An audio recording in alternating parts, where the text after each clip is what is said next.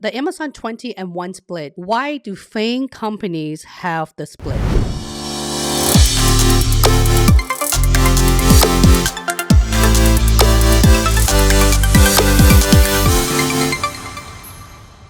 My name is Holly Lee. I am the founder and leadership coach. I run a group coaching cohort called VIP Coaching. I am here to live stream every single week, every Tuesday afternoon.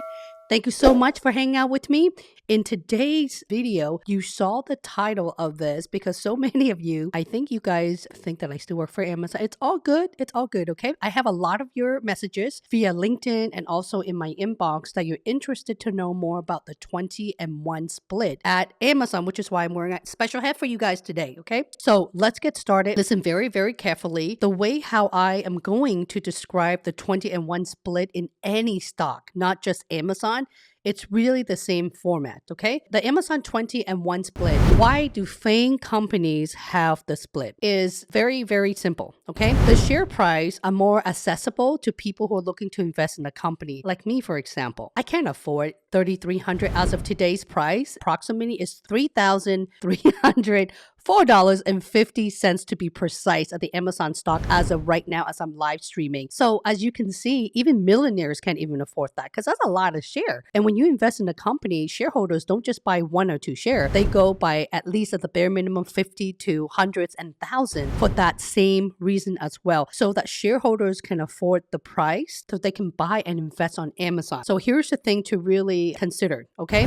What does it mean? What does it mean after the split? Because obviously the price is lower. Each share of Amazon today will turn into 20 shares. Let me explain a little bit here. For example, if you take one existing share and if you add an additional 19 of them following the start split price, the market value of the price stays the same. I repeat, stay the same. So I will explain a little bit more and actually do a little bit of math with you, giving you some example so that it could shed some light in how you should negotiate, okay? So today I wanted to provide my top 3 tips to help you negotiate. Either you're interviewing at Amazon or Google in this case. Again, the process is the same thing. Tip number 1, how should you negotiate for your Amazon job offer? Come closer, very, very close, okay? The same as prior to the stock split. I repeat, the same process before the split. And let me explain why. You want to focus your self-worth by having salary chat with the recruiter. But before you do so, I would recommend that you check out my salary playlist. I put timestamp on there. Most of them are very, very short. I even walk you through and where to do the research, the type of question you should be asking the recruiter. I've done all of that for you. So go check out that playlist because many of you have asked me, is it too late, Holly, to change my mind with negotiating now that I have a formal offer from AWS or AKA Amazon, right? In short, this is my personal experience. Yes, let me explain. Because put yourself in the employer perspective, okay? This could really dampen your ability to earn trust and influence your future hiring managers, right? It could also show up to be you not being prepared to negotiate for your offer, high maintenance.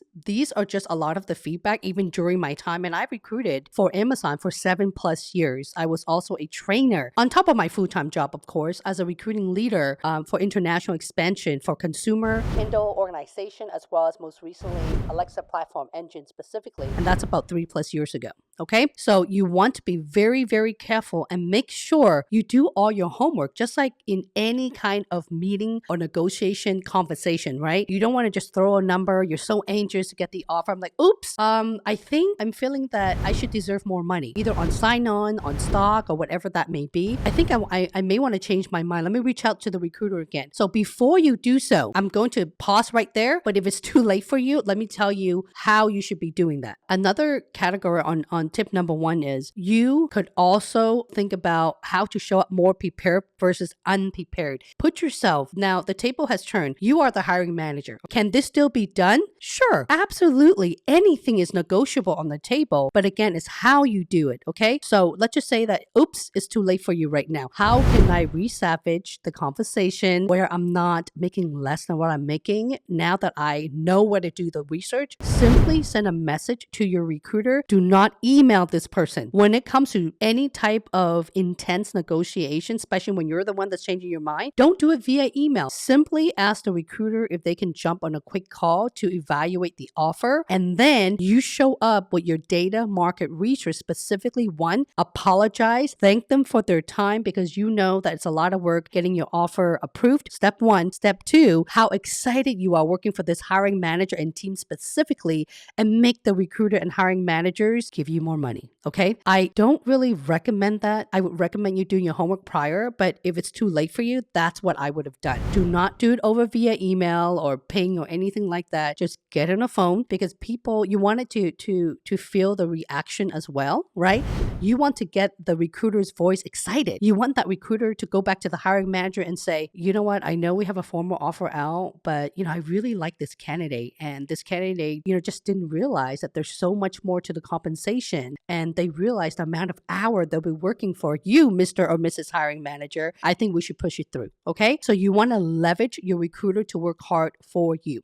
Okay. Tip number 2, when it comes to negotiating, especially with the split. All right. Know how the compensation structure work at Amazon. For most L5 plus position, the breakdown is as follows. Okay. Most, not all. Some L5 does not offer sign-on bonuses such as operation program manager in the fulfillment center, area manager, so on and so forth. In theory, I think there's always a way to go around that. You just have to know how to get your resources together before you negotiate. Unless that has changed. But back in the days when I was recruiting for them, I would say most of all at level 5 or any role, you could negotiate except college grad, interns, or L3 and L4, junior level folks. Okay, let's talk about your base salary. I'm pretty sure a lot of you guys have heard the maximum ranges is about 350 or 355. Now, this goes for, if you think about the higher standard of living places, Silicon Valley, New York, that's the 2 things that pop in on top of my head.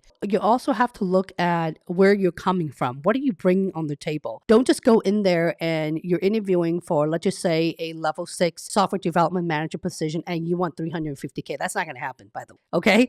You're not going to make even a 300 base salary unless you're about a level 7. That is right, professional. A level 7, 350. Yes, absolutely possible. So you have to do your due diligence in homework, okay? Let's talk about the sign-on bonuses. Amazon is extremely generous, more so the most generous company when it comes to sign-on bonuses. Why? Because they don't offer performance bonuses like all the other FAANG companies, such as Microsoft, Google, Facebook. So a lot of these companies based on performance. Depending on your level, you can get anywhere between 10%, 15, 20, 25, 30% for director levels and above. If you perform well, and if you're a people leader, if your team perform well, there's actually a couple strikes on bonuses. That is why an organization like Amazon doesn't have those bonus structure to measure performances, which is why they compensate you, professional, on sign-on bonuses. So what does that even make sense, Holly? What does that even mean? Let's pause for a second here, okay? You can absolutely negotiate because your sign-on bonuses could be as large as your base salary. It is 2 years, which means that if you leave the company in less than a year in your first year, then you will have to pay it back. If you, let's just say, decided that Amazon isn't for you and you leave the company after cashing out, or not cashing out, it's deposited into your account within the first 30 days as an employee on your second year even, then you would have to pay that money back. Let's focus on your RSU, restricted stock unit, basically the share price, your share. How many shares should Amazon be giving you? Okay, say you got 10 shares at today's price at 3,300.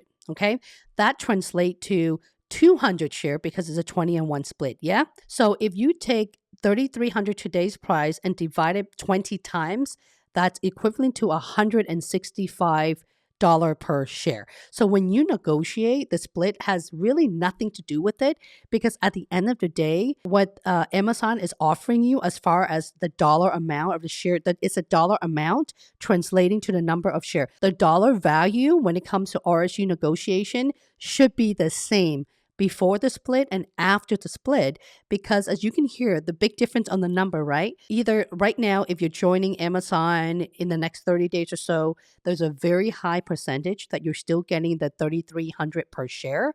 But how Amazon work is that it's locked in with the previous 30 days. When I was at Amazon, that's exactly how Amazon worked, and I'm pretty sure it's still the same way. So rather than being stuck or being flustered on the 20-1 split, just focus on your total compensation. Do not put all your eggs on one basket, because if you negotiate, the company's not going to give you everything, right? More sign-on bonuses, more base salary, more equity. So you have to ask yourself in priority, what do you want? What are you looking for that will seal the deal? Because professionals, you know you're going to be working a lot of hours on Amazon, right? So you might as well negotiate at the best offer that you can possibly get. For me personally, I like take home cash. When I join a company, I like to be there at least for 4 years so I could be fully vested. But you'll never know what happened. This is one of those where it's not just Amazon, it's any employer. You don't know what you're getting into. The culture may not be a fit for me or for you. Okay, so I would rather have cash, meaning base salary and sign-on bonuses. The RSU, if you perform well, because Amazon doesn't motivate the employee on bonuses or performance bonuses, as mentioned, you can also get a small percentage of salary increases and more RSU.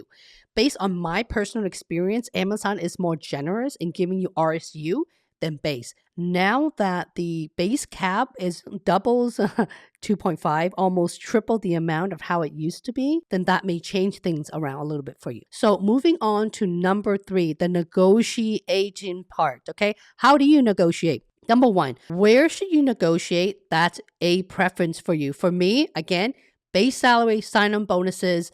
I know that if I've done a good job, I can always get more or have that conversation with my direct manager before the performance review cycle. Shares, okay? I want more shares. Number 2, think about the location, meaning where's the job located at? If you're remote, where are you located at being in your remote offices, okay? Because this will determine the market rate of your skills, your worth. So to find out what your true worth is, you have to really look at all of that. I know that many of you guys are also international as well. Google.com, it is the best source, the biggest source engine there. If you put, for instance, how much does a software engineer 2 makes in Mumbai, India, right? I would be surprised if Blind or Quora doesn't show up right away. So these are a lot of the sites that internal Amazonian actually share how much money they make. Yeah, I know, because I read all of them, right? Even Quora.com. And when you read through a lot of those, that should give you some type of knowledge and research on how you should negotiate as well. The number 1 site I would highly recommend is Levels FYI. You need to figure out your base salary, sign-on bonuses, equity, and also the cool thing about Levels FYI, you can compare that with other FANG employers such as Meta, Facebook, and Google, and Microsoft as well, just to name a couple. Okay, hope you'll cover negotiating, doing annual review, and promotion. When it comes to promotion, the flexibility from my experience, and we're not just talking about Amazon, even Google and Meta, Facebook as well. When you get promoted internally, generally it's never a level up. It's usually level to level. Okay, what does that mean? That means you're probably not going to get a whole lot more on your base salary or equity. There's definitely no bonuses. But what you will get is maybe a little increase because it's an annual promotion, okay?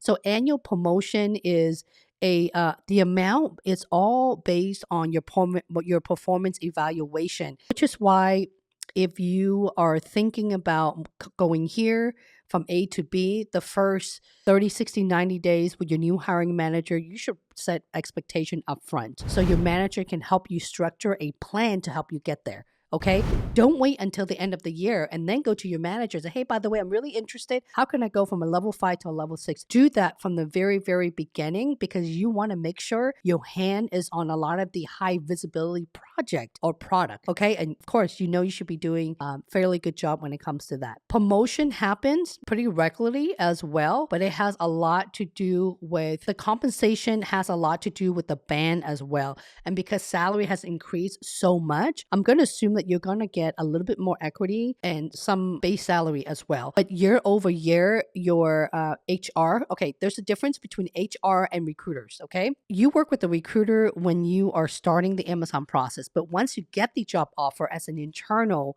employee, you are working with the HR business partner or HR generalist. That person will know exactly where the cap is for promotion. That person will work with your manager on promoting you and the salary ranges and cap. Your HR business partner actually have to approve your offer before any of that. Okay, so that's a big difference between working with a recruiter and an HR person, which is only for internal employees.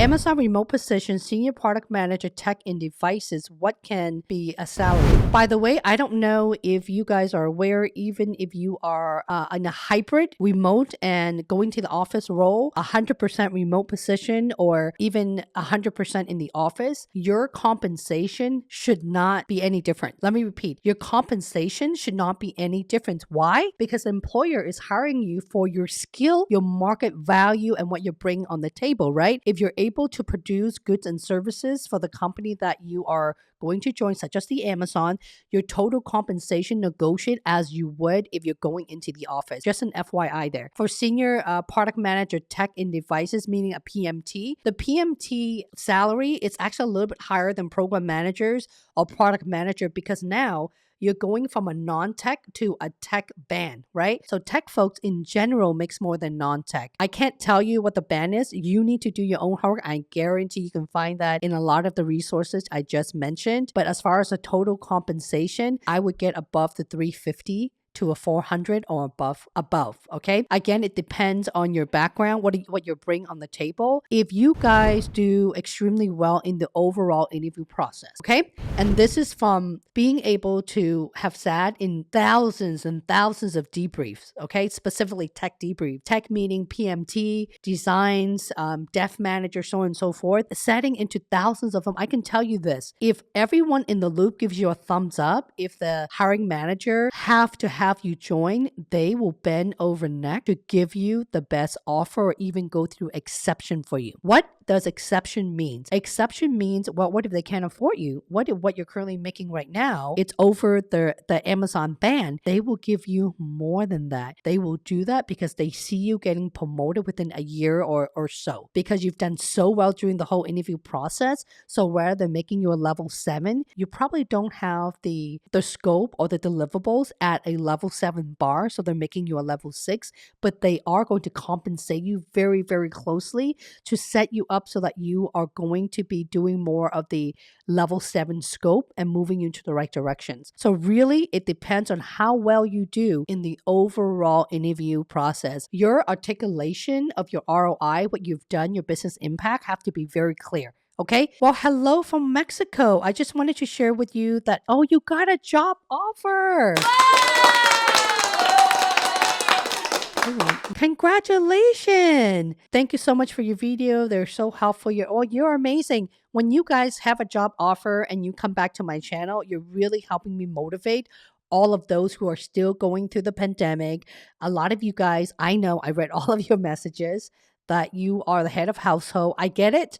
You know, landing a job, if you follow me on LinkedIn, it doesn't have to cost you a dime. Look at this. We have a friend here from Mexico who landed a job for free. Prior to that, we have a number of people. In fact, guys, every single week, I have a bare minimum of anywhere between 15 to 20 people. Either leave me a comment on my YouTube page, send me a message on my LinkedIn, or showing up to my live stream. There's at least 15 to 20 of you every single week resulting in job offer at Amazon specifically for free worldwide. But seriously, you have to put in the hard work or it won't work. Any idea about the compensation package for a finance analyst in London? Glassdoor looks as not as accurate as I thought, as Europeans don't share figures as much as Americans. That's an excellent question. Let's chat about that, shall we? All right, let's talk about the London market for a little bit. I know for a fact because when I recruited for other companies such as Google, I did help them hire their London or EMEA offices as well. A lot of those out of Amazon.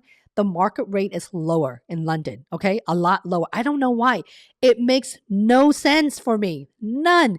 London or EMEA, the standard of living is higher than the US. In fact, London, the standard of living is comparable to like New York being the most expensive places to live in all of the US and San Francisco or more, right?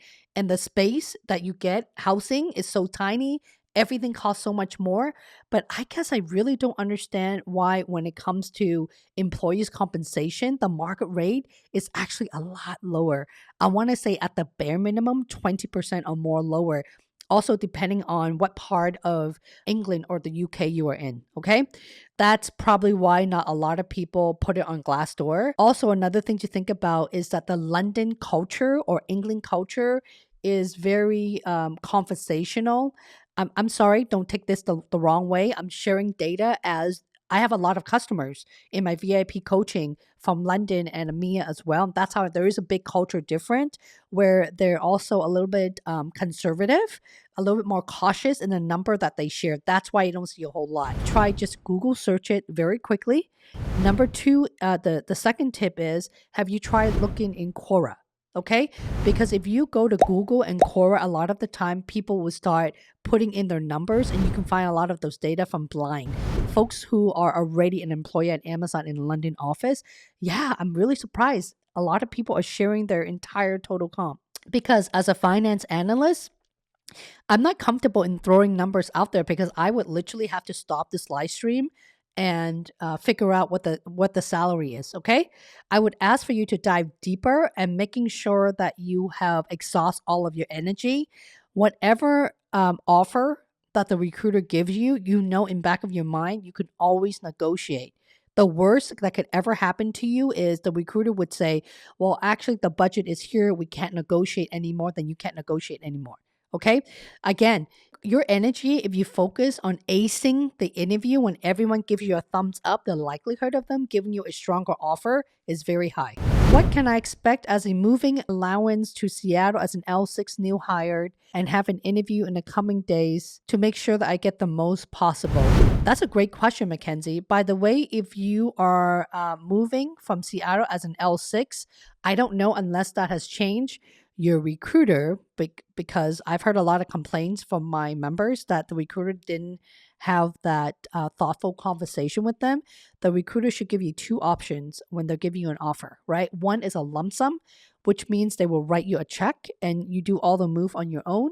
The second option is they will do everything for you, meaning your flight, your home finding trip, so on and so forth. If you need more information about this part, go check out my relocation salary playlist. Okay, go to the salary playlist, and there's actually a video that walks you through with more information about that.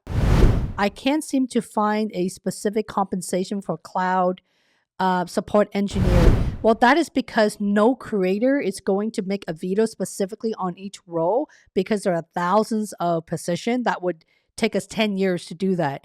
And even so, no one's really going to watch it. So just to share a little information why I personally don't do that, because if you guys don't find my video, don't watch my video, if there isn't enough cloud support engineer, then it will never hit the Google algorithm and my whole channel will be dead. Okay. And in order for, a YouTuber like me, I'm still a fairly small channel to grow. We have to talk about content that you guys care about, majority of the folks. Again, levels FYI. Okay. If you're waiting for a verbal offer and you haven't heard back from the recruiter, and you don't know what the salary ranges are for virtual employees, it's very, very, very important. Okay. And listen really carefully, everyone. Whether you are 100% remote or on-site, the salary, negotiate as you would as a employee going to the physical office, because they're hiring you for what? Your skill. They're hiring you for what? Things that you have already delivered. So it makes no difference if you're remote or in the office, because your ability to deliver, it's the same thing. Okay? Make sure you do that and you remember to always negotiate. Don't be afraid to follow up with your recruiter and the hiring manager, guys. Hiring managers, because that will pump the hiring manager up in you having backbone and taking the ownership in following through. Okay?